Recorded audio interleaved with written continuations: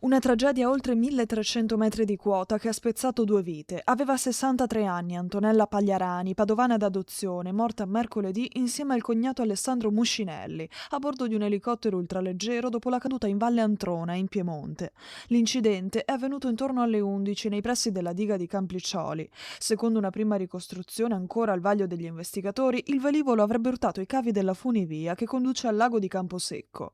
Dopo l'impatto avrebbe preso fuoco, precipitando in una zona scoscesa. Per i 2 occupanti non c'è stato nulla da fare. Antonella, figlia del decano professore di ingegneria gestionale Giorgio Pagliarani, era nata a Cesena ma era cresciuta a Padova. Dopo una formazione umanistica nell'Università Padovana e un master in Business Economics nel Regno Unito, aveva costruito la sua carriera tra risorse umane, consulenza organizzativa, coaching e formazione. Da anni viveva a Milano, dove affiancava imprenditori e manager nei percorsi di cambiamento e crescita professionale.